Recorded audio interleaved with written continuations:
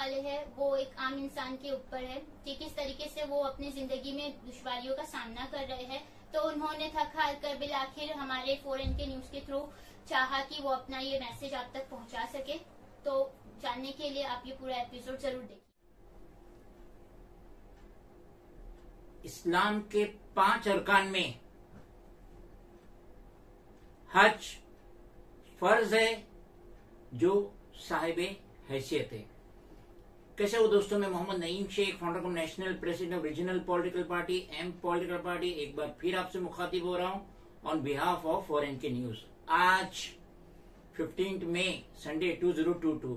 तो मैं ये बताना चाहता हूं कि 13 मई फ्राइडे 2022 गवर्नमेंट ऑफ इंडिया ने ministry of affairs Mukhtar Abbas Naqvi ने डिक्लेयर किए कि हिंदुस्तान में किस ट्रैवल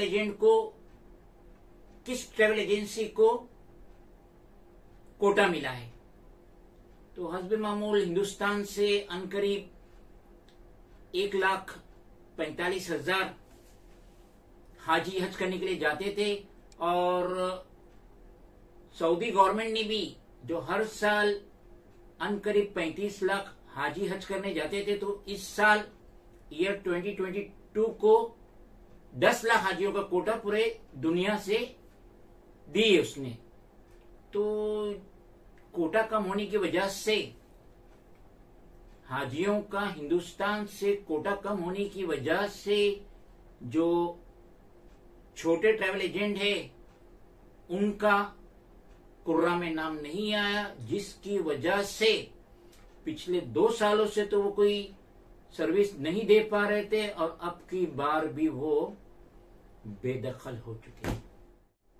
हर साल सऊदी गवर्नमेंट जो हिंदुस्तान को 1,45,000 हाजी का कोटा देती थी, लेकिन जो इस साल हुआ है 77,600 कोटा दिए।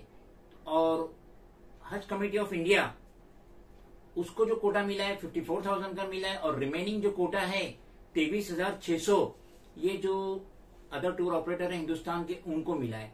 तो अभी जो इनका जो सिलेबस है, minority affairs minister government of India Mukhtar Abbas Naqvi, तो इस साल जो सिलेबस हुआ है 133 स्टार 1 कैटेगरी के जो ट्रेवल एजेंट है उनको पूरा पूरा कोटा मिला है। 133 आउट ऑफ 133, यानी हर ट्रेवल एजेंट को 50 हाजी का कोटा मिला और इसमें कोई कुर्रा नहीं होता है, डायरेक्ट इनको अलाउड होता है। उसके बाद आता है फर्स्ट कैटेगरी।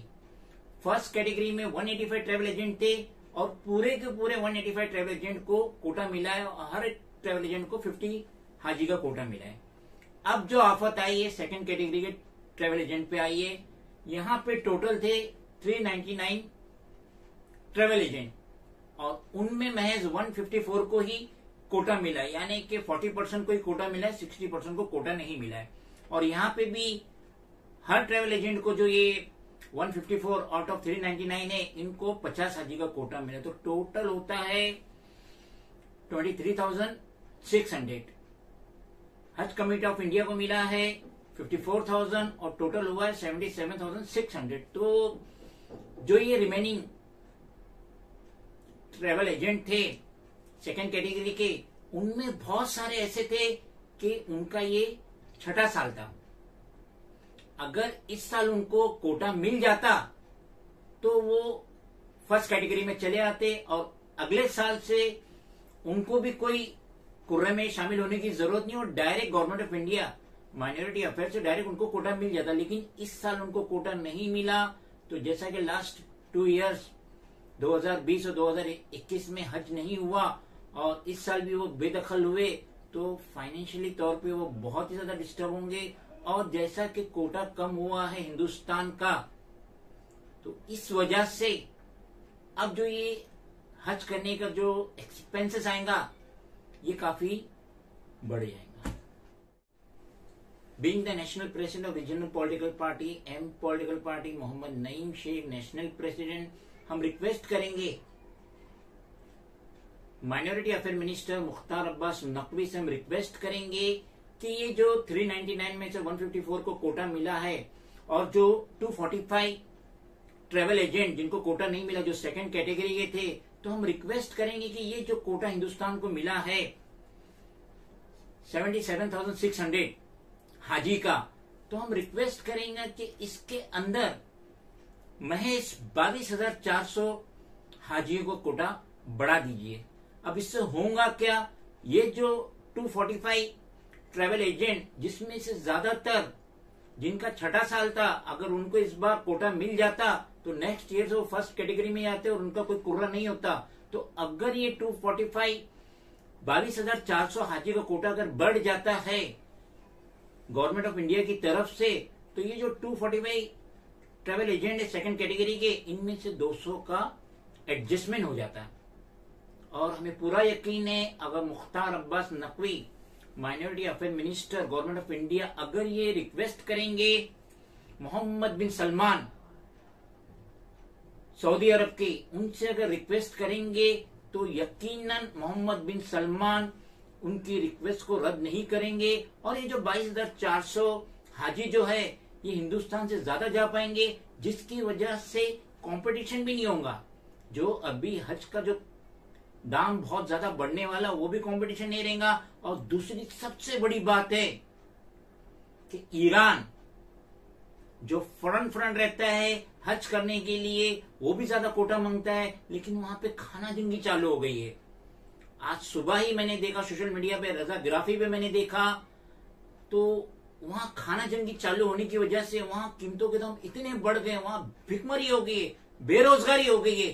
तो ईरान इस वक्त डिस्टर्ब है और उसको पटरी पे आते आते काफी टाइम लगेगा। तो ईरान से इतने हाजी तो जाएंगे नहीं जो उसको कोटा मिला है। तो Mukhtar Abbas Naqvi minority affair minister अगर मोहम्मद बिन सलमान को रिक्वेस्ट करते हैं या रिकमेंड करते हैं, तो ये जो 22,400 हाजियों का जो कोटा बढ़ जाएगा, तो ये 245 में से 200 ट्रेवल एजेंट जो सेकंड कैटेगरी के उनका एडजस्टमेंट हो जाएगा। तो हम उम्मीद करते हैं कि मुख्तार अब्बास नकवी इस चीज पे गौर करेंगे और वो उनको ये एहसास है कि कोरोना काल में सबकी कमर टूटी है, तो ये ट्रेवल एजेंट की भी कमर टूटी है। हम ऐसे से ट्रेवल एजेंट को जानते हैं जो इतनी अच्छी सेवाएं देते हैं, हम खुद हज किए उनके थ्रू, लेकिन ये कोरोना काल में वो बहुत ही ज्यादा फाइनेंशियली डिस्टर्ब हुए, बैकबोन उनकी टूट चुकी है। तो अब सब ट्रेवल एजेंट की निगाहें बंधी हुई है मुख्तार अब्बास नकवी से। कैसे कह दूं कि थक गया हूं मैं, कैसे कह दूं कि थक गया हूं मैं, न जाने कितने चिरागों का हौसला हूं मैं। अगर आपको ये वीडियो पसंद आए तो please do like, share, comment, subscribe and please don't forget to press bell icon button. Thank you.